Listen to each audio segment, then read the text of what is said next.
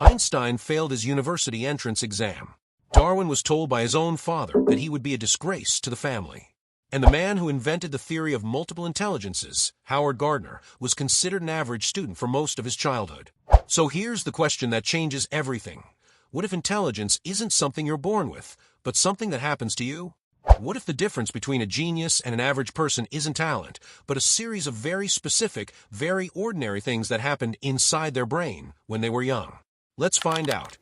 For most of the 20th century, scientists believed intelligence was fixed. You got a number, your IQ, and that number was essentially your ceiling. You couldn't exceed it. You couldn't train past it.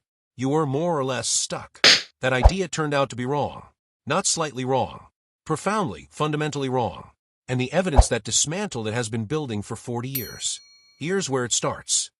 Imagine your brain is not a finished building. It's a construction site that never fully closes.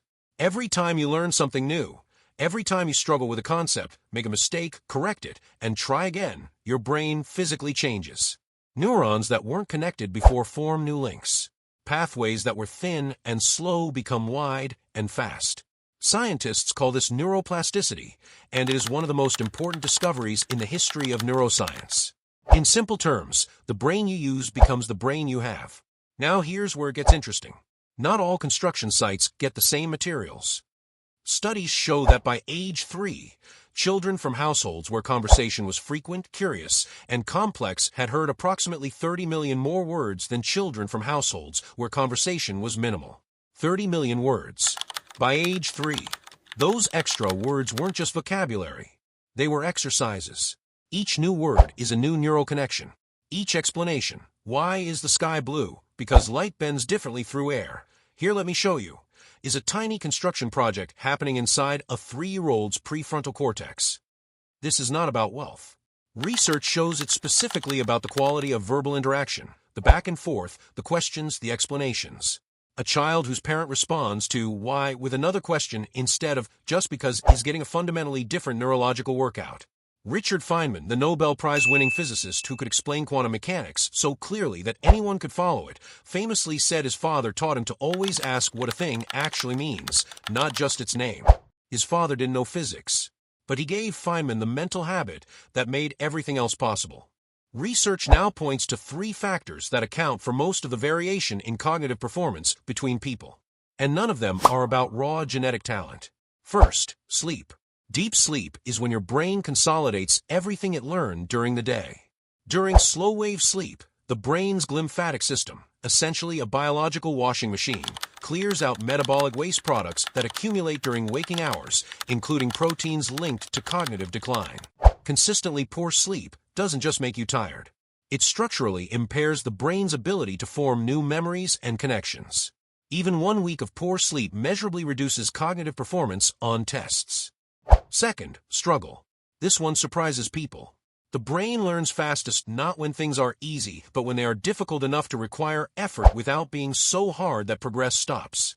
Psychologists call this the zone of proximal development, the sweet spot just beyond your current ability. Every great intellectual performer in history, from Newton to Marie Curie to Leonardo da Vinci, kept detailed notebooks, not because they remembered everything effortlessly, but because the act of wrestling with ideas on paper is itself how thinking gets sharper. Third, diverse input.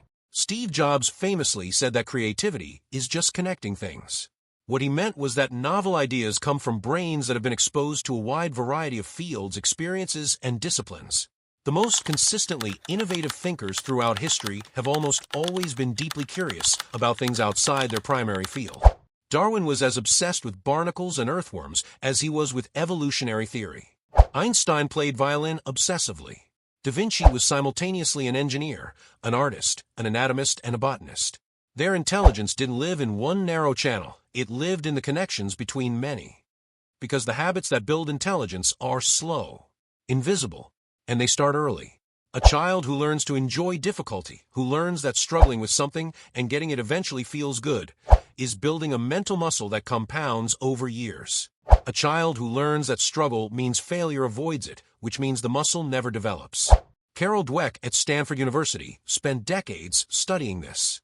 She found that children who were praised for effort You worked really hard at that, consistently outperformed children praised for intelligence. You're so smart because the effort praised children were willing to attempt harder tasks and learn from mistakes. The smart praised children played it safe to protect their identity. In other words, being told you're smart can actually make you less intelligent over time. So why are some people smarter than others? Because their brains were exercised more, earlier, in the right way, often by accident, sometimes by design, rarely because of genes alone. Einstein's brain was examined after his death. Researchers found it was not larger than average. What they found instead was an unusually high density of connections in the regions responsible for spatial reasoning and mathematical thinking, exactly the kinds of thinking Einstein practiced obsessively his entire life. His brain wasn't special when he was born. He built it, and so can you.